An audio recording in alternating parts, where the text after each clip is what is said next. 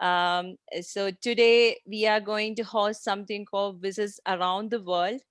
And here we are, WiCyS India, along with all our sister affiliates from Austin to North Alabama to Australia to UK. Everybody is hosting an event to let you know how WiCyS community is doing all over the world. And here we are, WiCyS India, to tell you more about our community. And we are hosting a very special panel discussion. And we have the industry leaders with us today, and it's going to be very exciting. So thank you all for joining. Uh, my name is Abna Sainuddin, and I'm the president of WiCyS India affiliate.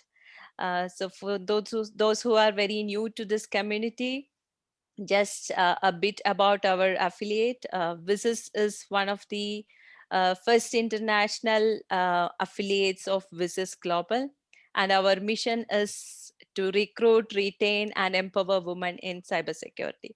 So we carry forward WiCyS Global's mission, and particularly in India, we wanted to bring in more and more women within the industry. So we are going to, so that's our vision. So if you ask what is our vision and mission, our vision is in another 2 or 3 years, let us do whatever we can to bring up this percentage of women representation, not only in corporates, but in government, non-government, education institute, research, training, wherever. Let's bring up more and more women, because we need a little more support and representation. We all are really good and talented, but only thing is we need the right community and right group of people to motivate each other and support each other. And that's what WiCyS India is also doing. So just a brief story about WiCyS India. It's not a very long story because it's been just 6 months that we have launched. And we launched in last year, September 2020. We had a very good, great launch event. We had industry leaders who inaugurated our community, and we had a lot of participation for our launch event. And since then, we were tirelessly, we all board members, along with the support of members, were tirelessly working to see how we can bring in all our mission and vision to a reality, right? So we started on with analyzing the problem that is in front of us, right? So we understood that fresh graduates are facing a problem to get into the industry because they don't have much in experience. So all the corporates are going looking forward experienced professionals. But how can we make a next batch of experienced professional when graduates are not getting an opportunity to get into the industry? That's where we came up with a special internship program, which was a remote internship program. That too, it was a good opportunity during the COVID situation, and we have provided 150 plus internship program.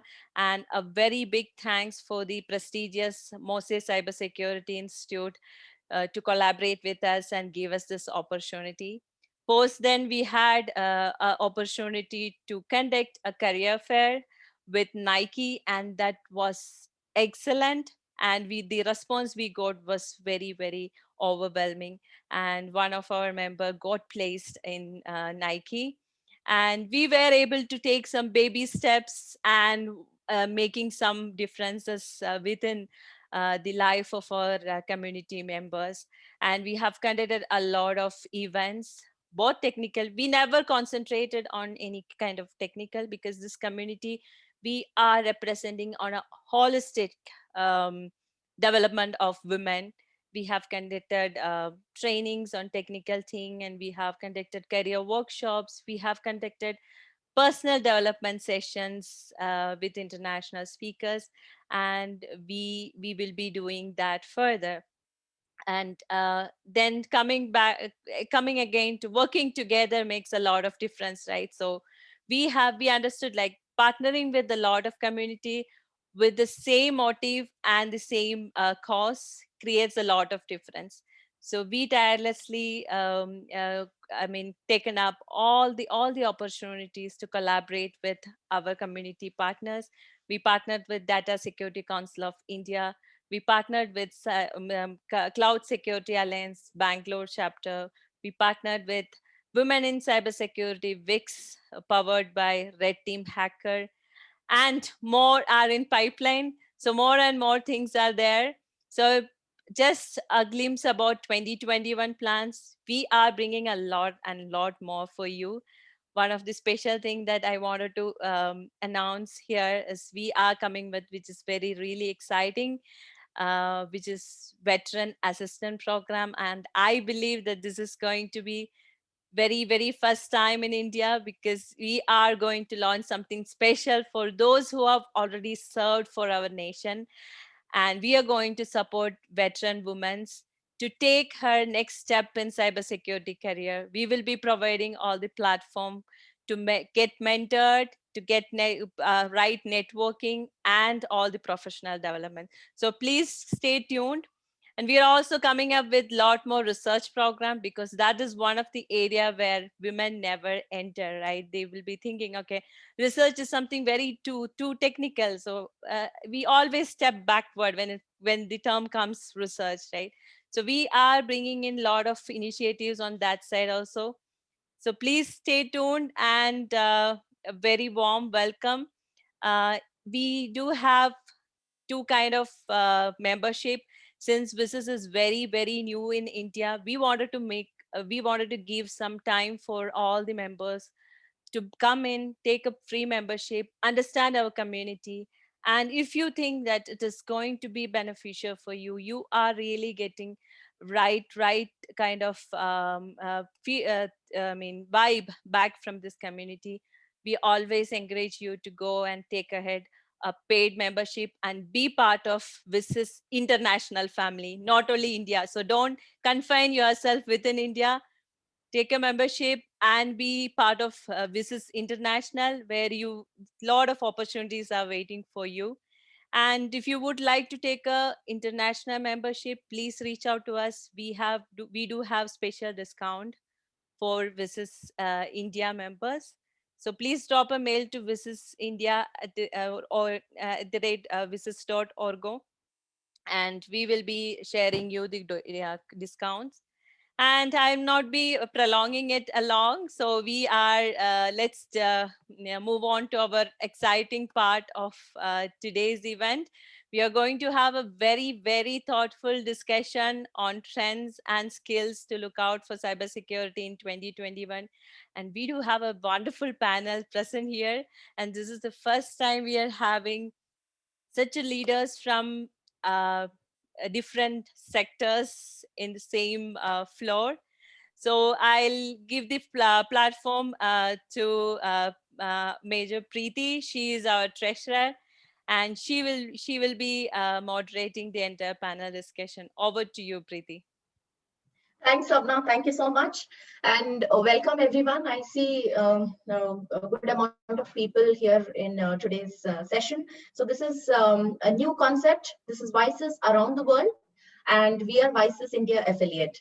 So welcome, everyone. And this is an interesting panel discussion. So today's topic is trends and skills to look out for cybersecurity in 2021. So we have our esteemed panelists coming from different sectors: automotive, finance, and energy. And I would like to take some time to introduce them. So we have Dr. Lopa Mudra Basu. She is the former Global Head Security, Nissan Motors Corporation. Welcome, Dr. Lopa. We have Babita. She's the Chief Information Security Officer of CSB Bank. And we have Mr. Yask. He's also a Chief Security Information Officer of IOCL. So welcome all the panelists. And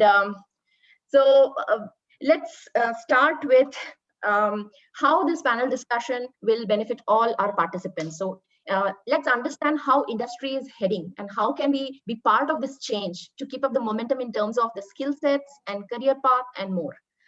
So we saw 2020 has shown how the business has been evolving and changing, and cybersecurity since then has been in spotlight more than ever before. And COVID-19 has sort of intensified the cybersecurity challenges. So, a couple of studies that most of us have come across. So, I want to cite this study that I have come across. 80% of IT security leaders have expressed their lack of confidence in their security posture.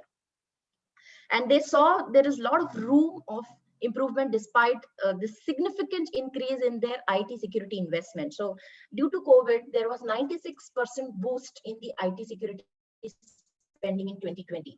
Now, the predictions for 2021 says that 91% of organizations will plan to increase their cybersecurity budgets again in 2021.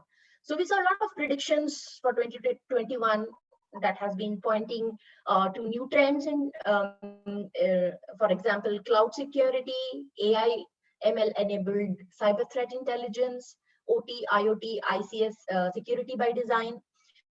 So let's start here. So I would like to start with our esteemed panelist, Yask. So what do you think cyber resilience mean to you as an information security leader? I thank you, Major Preeti, and good day, good evening to all the attendees. You know, you mentioned a couple of very important and interesting figures. Sorry, first a disclaimer, I am here in my personal capacity, and you know, whatever I say does not, my company or organization does not necessarily subscribe to it. And I obviously would not be able to share some data from the organization perspective. Now, coming back to the question that you would ask, you shared some very interesting, you know, and very vital statistics. You said that 80% of the cybersecurity leaders do not have confidence in the cyber posture. I mean, I would not actually get into the absolute number, whether it is 80 or anything. See, the point one needs to understand, you know, cyber attack, and you come from a defense background, Major Preeti, you would know, you know, it is like a war which is happening on the digital world. However, the key difference here is that a cyber attack or a cyber warfare, I mean, I'm just trying to use these words, is not by generation of force. You know, cyber attack happens because somebody is trying to exploit a vulnerability which is there in the system. And the additional point to it, every organization in a way knows how much it can be attacked. You know, when I say that, why I'm just trying to relate to the confidence that a cybersecurity leader in an organization would have. Now, the attacks happen because there is a system flaw and which is being exploited by the adversary, and therefore the security professional would somehow know and therefore not have the confidence. Probably that is one reason. Another reason is that the tools and technologies that we use are always a step behind the kind of attacks happening. These are all reactive in nature. The reason for that, you know, all the OEMs or the say tools manufacturer can only cater to the kind of attack which is already surfaced. Therefore, these tools are only reactive. They're one step behind the attacker. Now, coming to the resilience part, you know, with this kind of data or with this kind of tools, technologies that I have, how important is the resilience part? I think the fundamental question that a cybersecurity professional needs to answer or probably needs to get right is the cyber governance part. You know, resilience is a small part of it. If I am able to get the right cyber governance within an organization, half of my job is done. Now, governance has a lot of components in it. There is a small technical component, but a bigger or a more mature part of the governance would be the responsibility and the accountability part, and also the kind of risk appetite one has. Now, you know, resilience is all about what kind of acceptance or what kind of a risk appetite one has. Any security professional who has a bit of critical infra or OT would understand that for these kind of environments, cyber resilience plays a much bigger role. And cyber resilience is not to be confused with high availability. You know, often a lot of IT professionals tend to believe that if you have high availability, you have resilience. So the point, your question you asked was how important is resilience? Yes, it is absolutely important given the current times, given what we have seen in the last 1 year, where the one statistics, that the pace of digitization has been 10 times faster in the last 1 year as compared to the earlier year. So I think it is going to play very important role. It is going to be very integral to a cyber professional, especially the one who is managing both IT, OT, and IoT environment. Absolutely. So a very valid point, that most of the tools are reactive in nature, and we should not confuse cyber resilience with cyber redundancy. So moving on to Dr. Lopa, what would cyber resilience mean to you?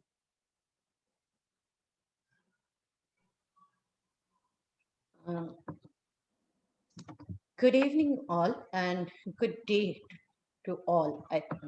People are connecting from different part of the world.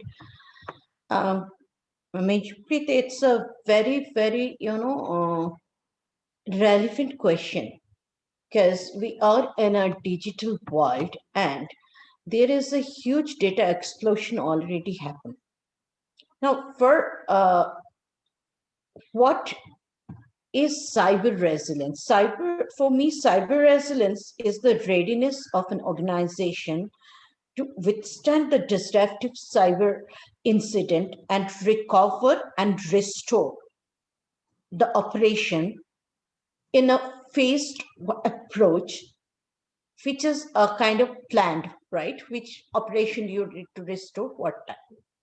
Now, as X mentioned that, one of the critical aspect is the cyber governance. But the challenge with that, how do we do that governance? Governance is coming from which perspective? Governance here we are looking for is governing the technology, governing the processes which are enabling the technology, governing the set of people, roles and responsibility and accountability, which are highly associated with the technology and very dynamic by nature. The technology we are actually trying to govern are very dynamic by nature to deal with the continuously evolving threat landscape. So it is very important while we are trying to put the resilience in place, we understand the business, we understand the technology we have, what are the inherent risks of those technology, because you cannot find out any technology which is foolproof, right? So what are those inherent risks, how we are addressing or patching those? Don't take this patch, the system patch, right? How you are putting the rolling out the defense in different layer. And if there is a failure happen, how do you recover that and restore the operation?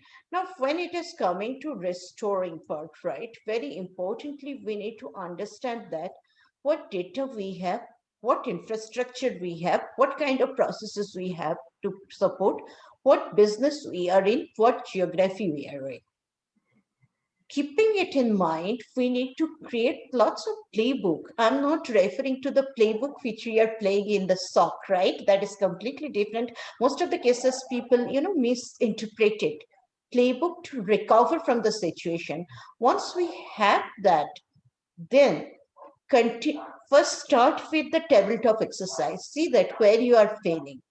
And once you are comfortable with that, build those required competency within your organization, then you actually, shut down the business, create that actual scenario of the attack, and play with that to improve that aspect. That is actually going to help.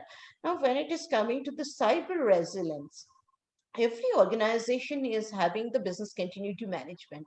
That's a very mature function within any organization. I don't think that we need to reinvent the entire wheel.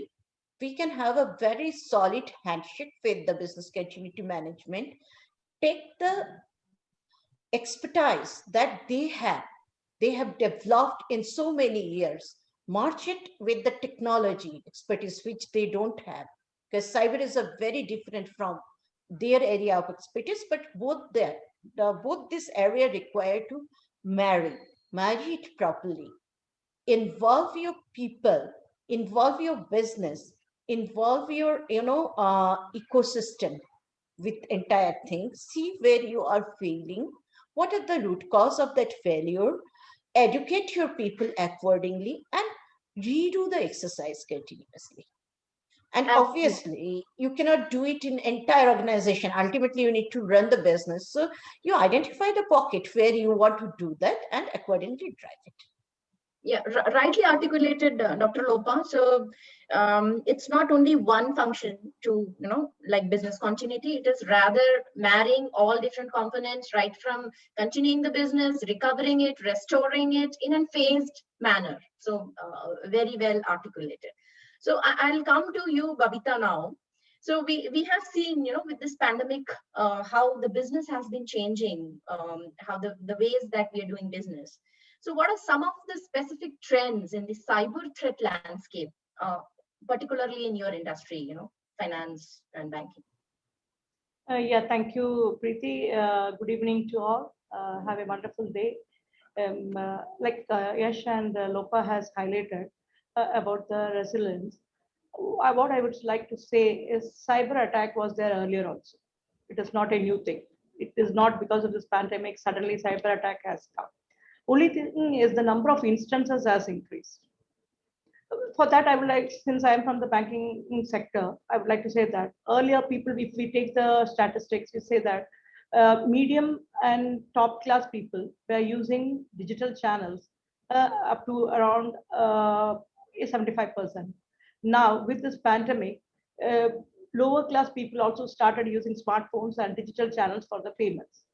And that led to the rise in the cyber attacks. So cyber frauds has increased like anything during this pandemic period, especially from the digital channel perspective, where people still started transacting through digital payments without knowing or aware, having the awareness of how to tackle. People are getting frauded by just because of the negligence. This illiteracy is being taken care by the fraudsters to defraud them and take out their accounts. So that is the one kind of fraud which is happening during this pandemic time. And the other kind of scenario which has come into, only thing, the number of instances has increased. It ransomware attacks were there earlier also. Now with one difference, what I could find is with ransom attack, data exfiltration also started happening. Now everyone knows about ransomware. We are well equipped and all the security measures have been taken, and we have heightened the security posture of the organization to withstand all these things. And because of that, people who are in this field of cyber attack with the ransomware, they are not getting money out of it because we are rebuilding our infrastructure without paying ransom amount. So in order to get the money, what they started is they started exploiting the data. Once they get hold of the system, they exploited the data, important data to their end, and after that they started asking the ransom money. So that the data, which is the backbone of every business, and it is what we have to take care. If that is with them, they have a say to ask ransom. So this is a basic difference which has happened during this pandemic. And above all, our perimeter has increased. People started working from home. And till this time, we CISOs were worried about only the systems which is within our perimeter firewall. Now people, we are having, we don't have the visibility of the systems which has been used by the people. They might be using the BYOD kind of thing has been adopted.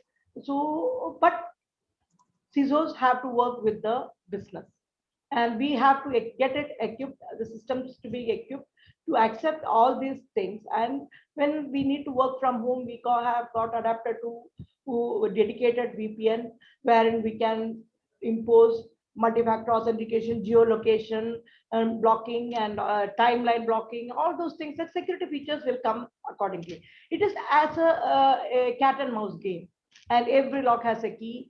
When we started increasing our security posture, the fraudsters will come with another tactics to get into our system.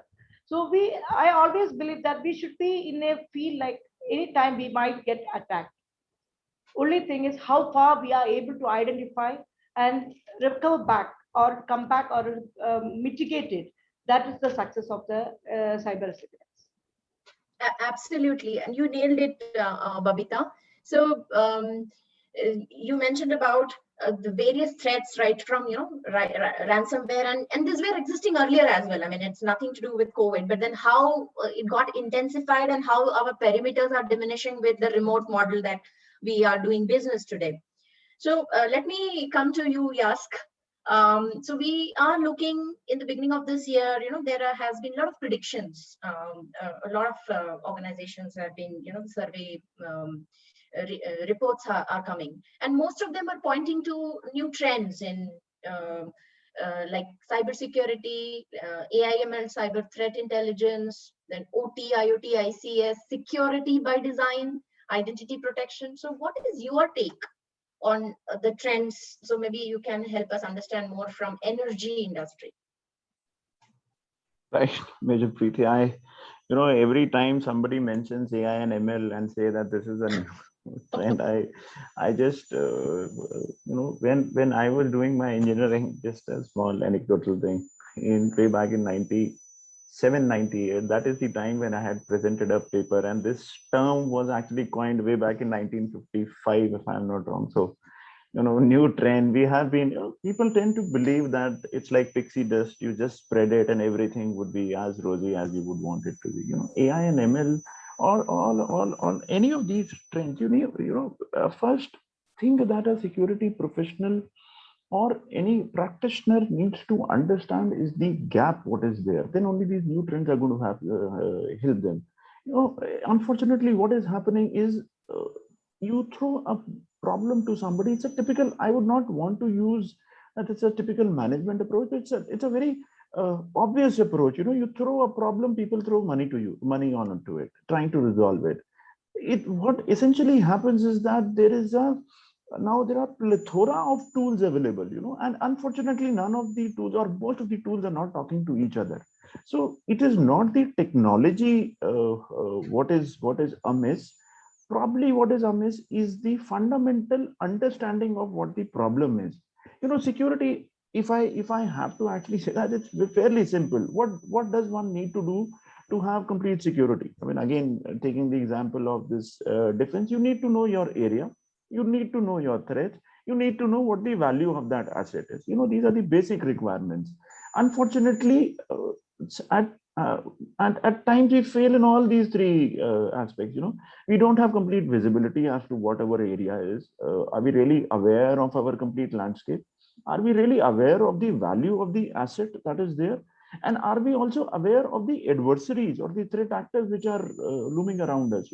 Security is dependent on these things. Unless I know who is going to, I don't say that you need to know exactly from where the attack is going to come, but you need to understand the level of preparedness of the attacker also. These are very smart attackers in cybersecurity. You have to deal from somebody who's at the very lower rung and called like a script kiddie who is just trying to do some or play some games, to all the way up to the nation state states who are very sophisticated attackers. So therefore, you are dealing with these kind of adversaries. Now you know who the adversaries are. Do you know where your assets are lying? Do you have the complete visibility? Okay, even if you do that, do you know the value of that asset? I cannot, again, your defense analogy, I cannot put a tank in front of my house to protect myself, right? I need to have the kind of defense is dependent on the value of the asset. Therefore, what is unfortunately happening, there are multiple solutions being thrown, and they tend to just grab onto these things and probably thinking, AI, ML, some fancy new words. I'm not saying these are fancy words, but yes, they have been in existence for almost 70 odd years. What is AI, ML doing? Unless I am able to train that, machine learning's intrinsic requirement is that it has to be trained, but training has to come from me.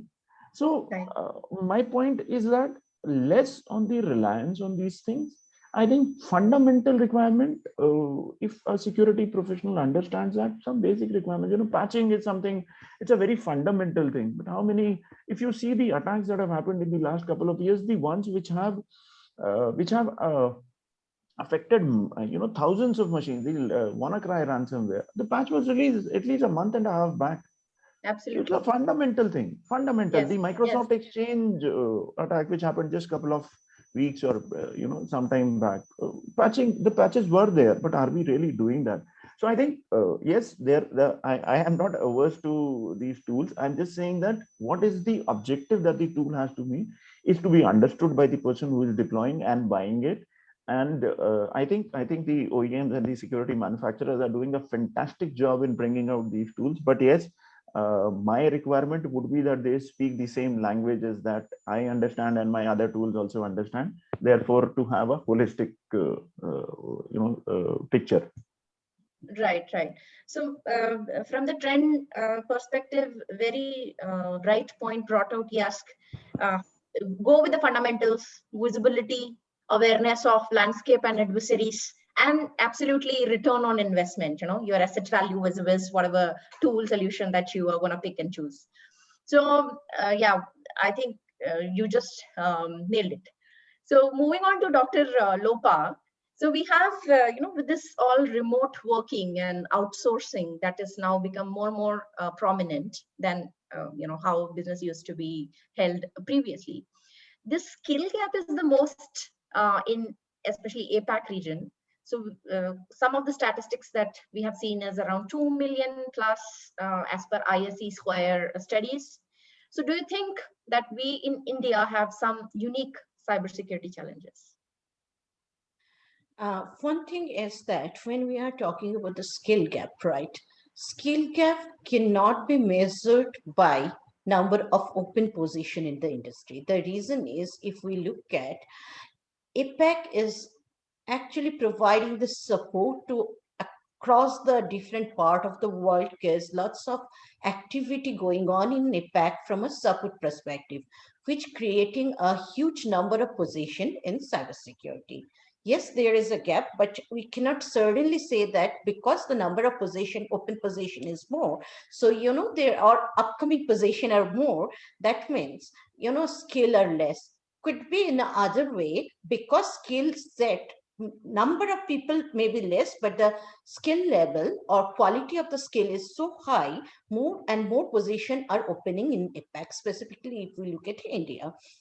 Yes, when it is coming to the skill challenge, I think this is something the entire world is facing today, right? When it is coming to cyber.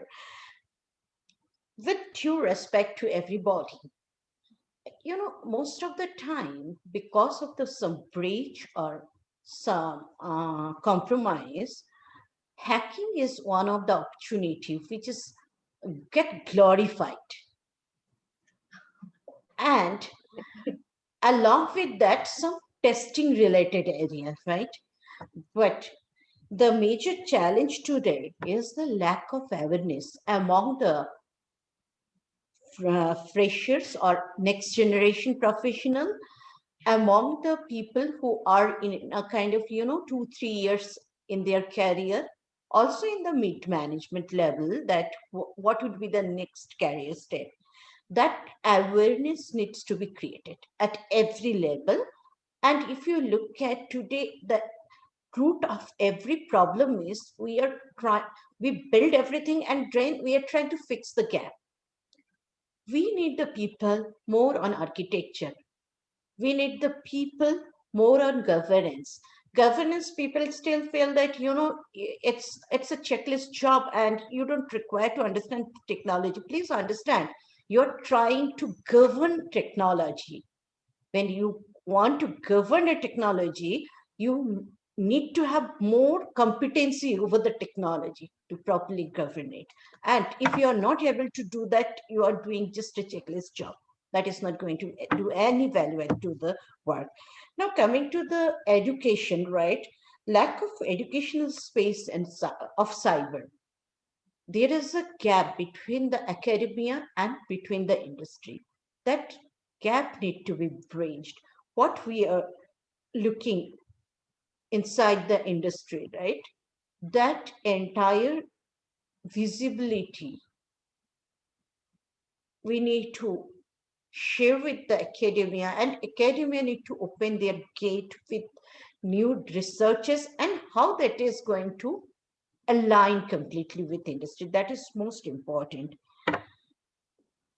outsourcing, most of the cases, cyber, we do the outsourcing. We means anybody in this world, right? And that is sometimes a challenge to create the good quality of cyber resources within the organization. So most importantly, we need to create an entire landscape. Where is the gap, right? If today we're looking towards a fresher, so they are majorly looking for a career in testing or hacking, those kind of thing.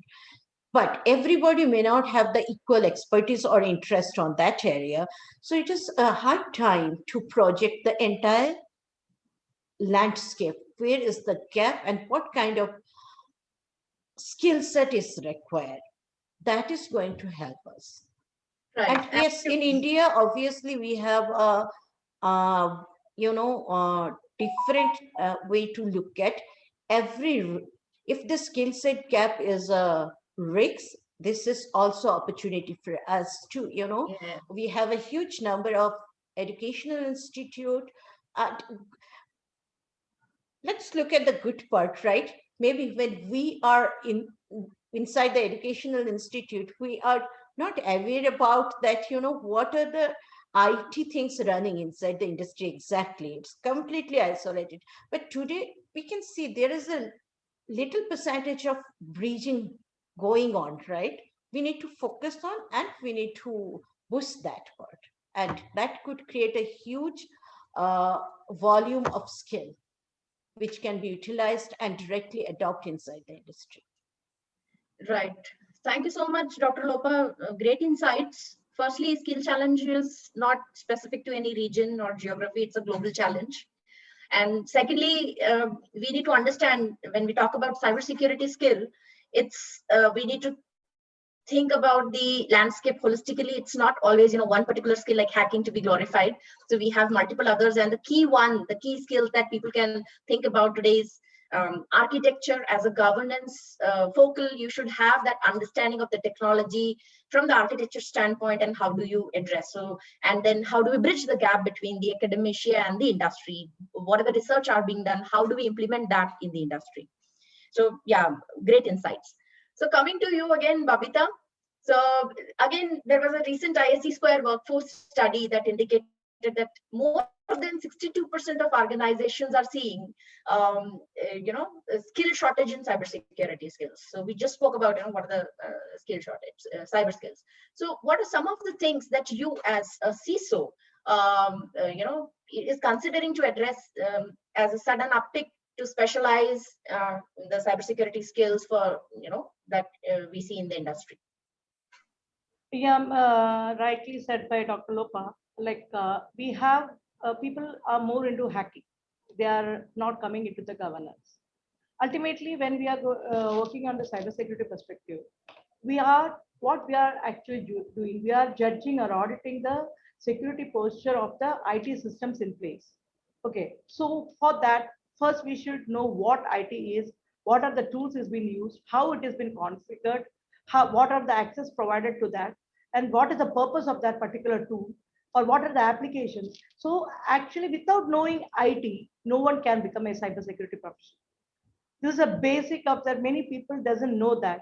Just by passing engineering or anything, they are just coming into the field of cybersecurity, which as a CISO, I say, please don't do that, because you cannot be a good IT or security professional, or you cannot become a CISO, or you come to the top of that cybersecurity profession without knowing IT.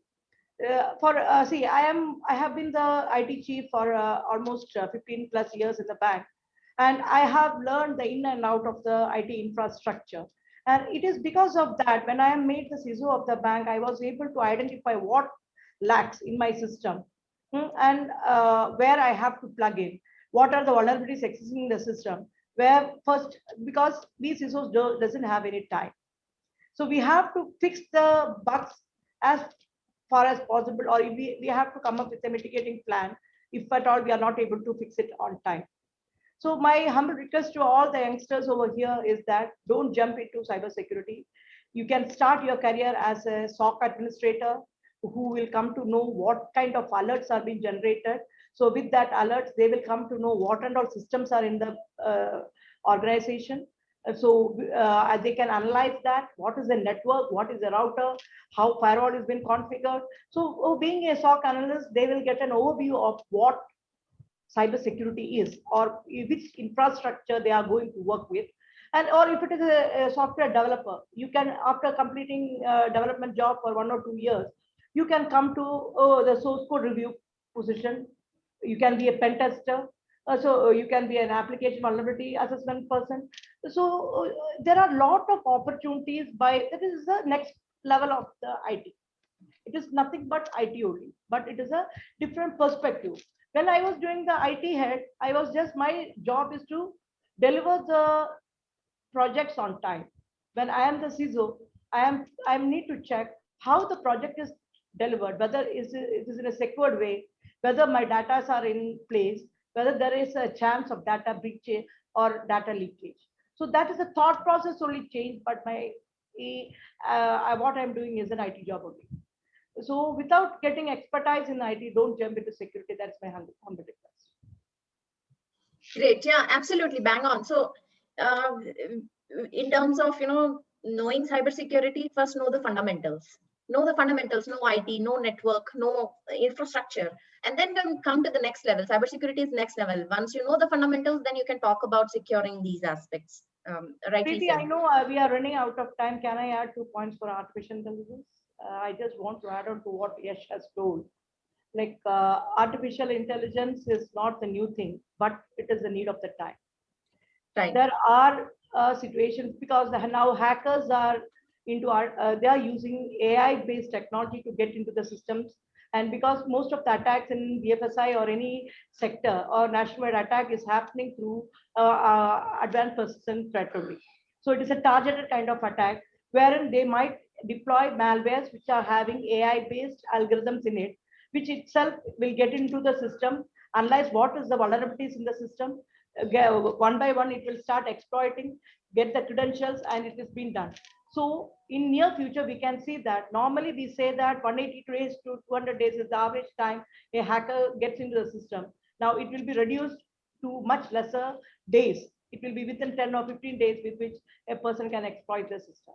So to defend that, we should be capable enough with such technologies with us.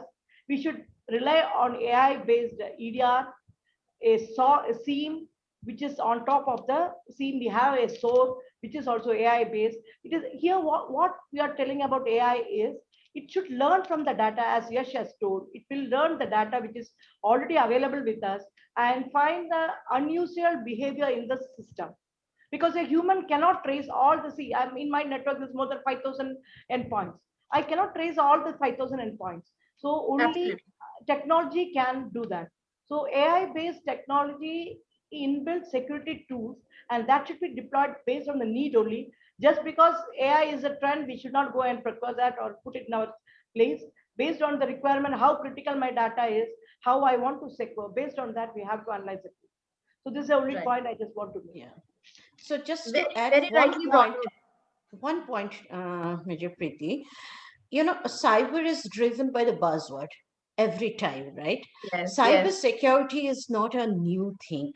We are doing it, at least I'm doing it from last 20 years, okay? So if we look at the governance part, all this, you have something called enterprise risk governance, under which you have a technology risk governance. Basically, I would say enterprise risk governance, information risk governance, under which a very specialized stream is technology risk governance. Under that, cyber risk governance is a super specialized area, but this is actually not something new. We are doing it from a long time.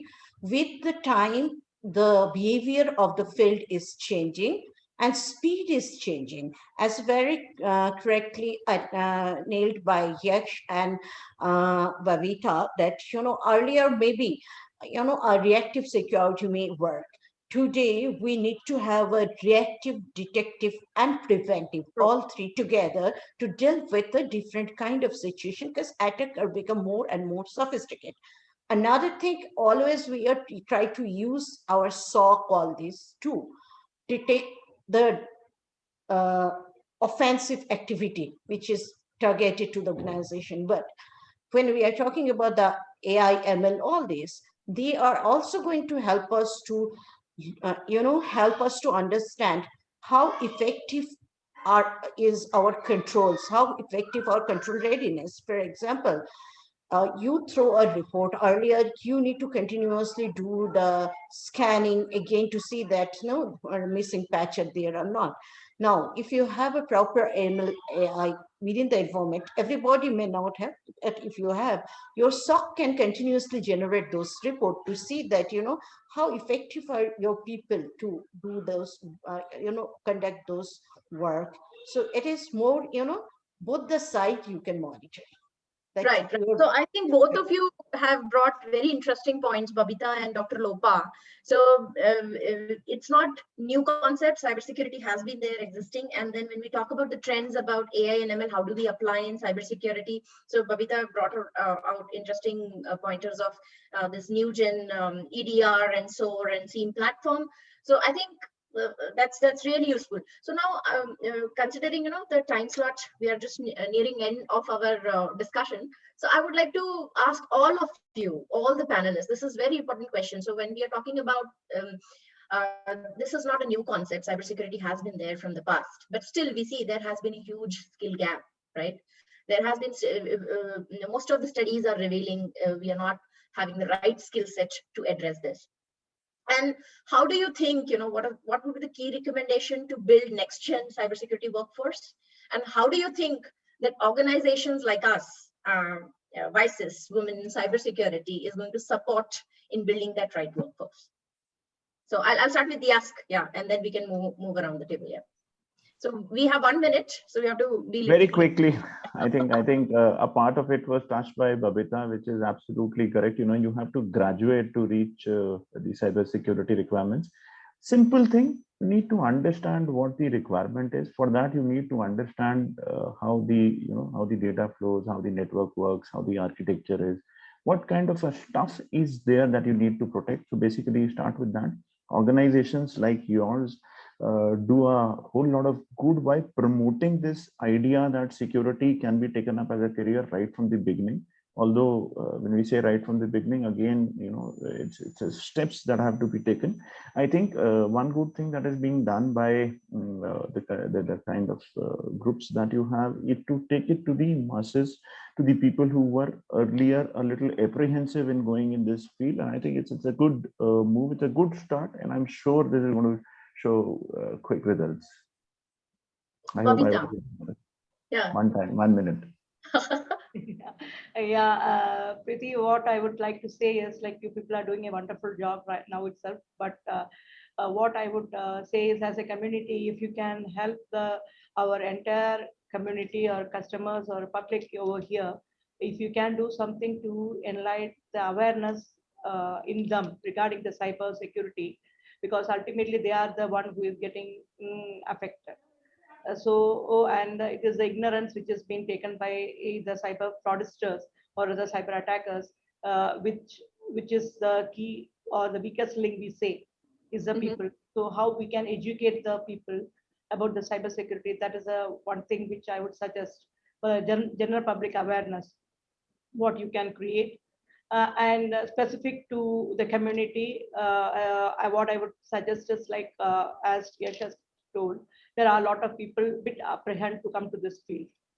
For them, we have to give a correct message that those people has a passion to learn new things. They alone have to come to this field. So whenever you are training the youngsters or young people, don't come with the feel like we will get a job opportunity, more job opportunity in this field. It is not. It is a passionate job. Like a doctor, we have to learn every day. We have to fix the things on time. We cannot take a leisurely holiday for at times. So all these things, or what are the sufferings we have in this field, should be made aware to them, so that when they take a decision or they plan to come to this field, they don't regret tomorrow that, oh, no, it is not for me. Yeah, so I was talking to Yask on the same topic, right? You brought out. So Yask was telling that you asked us to join on a Friday evening. You asked us to join on a Saturday evening. So my answer was, let's party this way over the weekend. Yeah, great. Yeah, No, absolutely. we So don't have any parties. I don't think CISOs have any parties and all.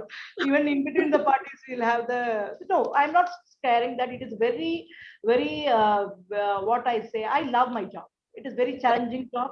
Every day I am learning new things. Actually, I get bored of this IT projects, everything coming, but giving, but there's no innovative anything I can do in that. Because after a long time, we'll be experienced with all these things. So this is yes, yes. a very, very, but only thing that we don't get time. At times we get fed up of all these meetings and making others made aware of what. And one more thing, would I like to say, how to explain things to the management in a simple way. That is the primary task that we to be taught, because many a times we have to deal with people who doesn't know about it. We have to talk to our board members. We have to make them understand something about EDR. They don't know what EDR is, so we have Right. to bring it into a lower level and make them understand. So these are the some things that you can give to our young people who are ready to come to this field. Right. Thank you. Thank you. So I think we are already 3 minutes on top of our discussion, but I feel it was a really fruitful discussion. And rightly said, Babita, if we want to understand the cyber skill workforce building trends here for 2021, first think about the passion. If you are interested, you have that passion, then you think about taking this up, very rightly brought out. And wonderful insights from all of you. Yask, thank you for sharing energy insights, how important cybersecurity skill is in OT, IoT, and ICS domain. Dr. Lopa, thank you for sharing how this has been an older concept. Same thing is coming up here now, and we need to build on it. So once again, thank you so much, all of our panelists, for this insightful session. I'm sure all the audiences would have learned about the latest cybersecurity skills and trends that they can look for on 2021. So over to you, Sabna. We can open up for Q&A and see if audience have any questions for the panelist. Sure, sure. So thank you. It was a wonderful discussion with Lopa, Babita, and Yask and Preeti. You moderated really well, and it was really, really insightful. So first we have to build the basics, then the security architecting and making sure that everything is in compliant and according to the governance, right? And then we will go ahead and do which is like very specific targeted solutions for our, with the help of AI and latest technology. So that is how we are seeing the future for cybersecurity. So the floor is open to you guys. So please come forward and ask your questions. Our leaders are here to share the insights directly with you. So please utilize this opportunity. Yeah, am I audible? Yes, Hello. yes, you are. Yeah, you are. Yeah, I'm Savita Gowda. This was a very wonderful panel discussion. A lot of insights have been brought out by all the panelists. My question is to Babita. Uh, See, as we are aware, in IT Act, there is nothing specially. There is no special sections for ransomware as it. So it all comes under malware only. And but as we know, ransomware is becoming like pandemic only to BFSI sector. So I wanted to know if there is any further regulatory thing that has been specially brought out for this sector by RBI Act or anything else, or how exactly are you people trying to take this head on? Okay, I didn't get the question. You want to see like what ransomware, or whether RBI has come with the ransomware? Yeah, Uh, how, yeah, for the BFSI sector, has IDRBT or RBI come up with any sort of regulatory guidelines, or just for take up ransomware, how to counter ransomware attacks on BFSI sector? Apart from the technical front, is there any guidelines or regulatory things that has come up that would help the BFSI sector to address these ransomware issues? What RBI certain does is, like, whenever some incident happens in any part of the world, they will give us advisories or newsletters which will state that this kind of attack has happened and it is the modus operandi is this, and these are the IOCs which you have to take care. Or they will ask the security posture, you have to check that in your place whether these things are in place. So, but whenever RBI is coming with any circular or anything, they won't specify anything, because different the architecture of different banks will be different. So they won't tell that this is what required. What they will say is that this is the kind of attack which has happened somewhere. So you people better prepare by yourself that you won't get attacked. So they always governs us that RBI has come up with the cybersecurity framework, which is an elaborate framework which covers almost all the tools in the world. And after that, recently they have come up with a separate master circular also with pertaining to the digital payment channels alone, which is also an additional this thing. So yes, of course, our regulatories are also keeping eye on the attacks which are happening, and they are also guiding the banks. And just because of the intervention of RBI, CISO like role has come into the bank. Before that, till 2016, there was no CISO or cybersecurity separate wing in the bank. It is by the regulatory only we have CISO or ISFD department in place. Hope I answered your question. Yeah, thank you so much. And I have one more question with reference to ransomware in the BFSI sector. Uh, what best practices has been brought in, or you are relying on technology or the processes? What is more efficient? See, whether it is ransomware or any cyber attack, it cannot be blocked in one way. We have to take multiple things. If it is it is just, it can be a phishing mail, so we should make aware of our employees regarding the phishing mail. I do the red team exercise kind of thing. I have done a red team exercise with the ransom itself, giving an effect to my employees, stating that when if your system is affected with ransomware, this is how it will be. Don't get panic, you immediately contact the ISM department, we will take care. So that kind of a confidence we are giving to our employee level, and so that they won't be hesitant to, if something goes wrong, they should report to us. Other than that, we cannot take any action. So from the awareness level itself, we have to start. Then comes the phishing mail. Don't click on the phishing mail thing. Then, if at all malware is, then we have to have a very tight EDR or AV solution in place, which will block unwanted things. Application whitelisting will be there. We won't do any executables. We won't allow USB access. So many steps we are taking to constrain down to get rid of all these attacks.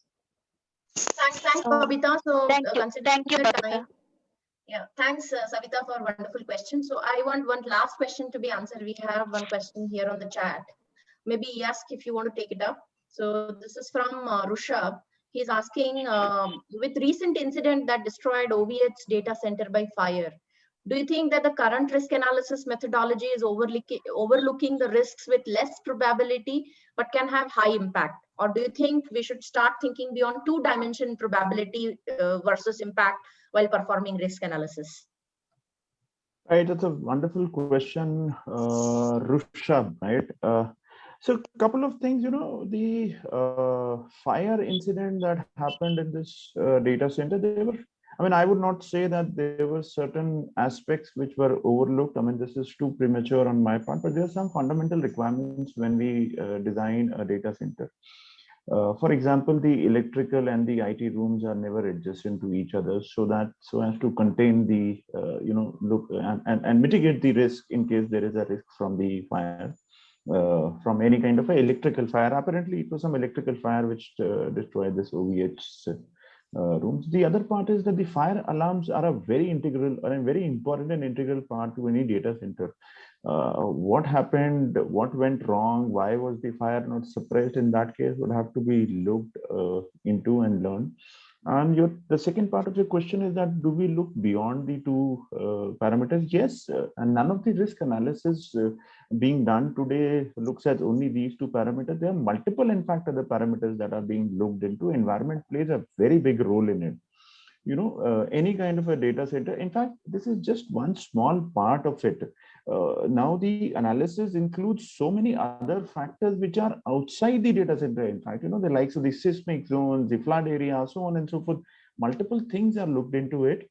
The risk and the key to understand this is that how comprehensive a risk analysis can be done would lead to you designing a better solution. But yes, there are shortcuts also available. Again, I do not mean to say that what happened in a particular site was because of some overlooking or some shortcuts being adopted, but it is the way these designs are now done. They try to take care of all these requirements, and fire is something that is a very basic thing that is taken care of, and the multiple factors are taken into account while doing a risk analysis.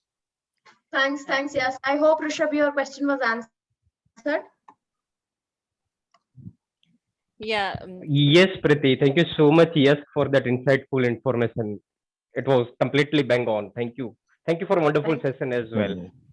Okay, thank you. We are already 3 minutes ahead of our time, and it was a wonderful discussion. And thank you all the participants for being very interactive with our panelists. And it was a wonderful experience for WiCyS India to host such a great panel discussion today. So, dear members, if you have any further questions, we will definitely take it up offline, and we'll check with our respected panelists and get back to you. And in regards of any questions regarding our community, please reach out to us in our email ID, and we'll be happy to share you all the information. So it's a Friday evening. So just take a chill pill, right? So just relax, take some time, and good night, everyone. Thank you.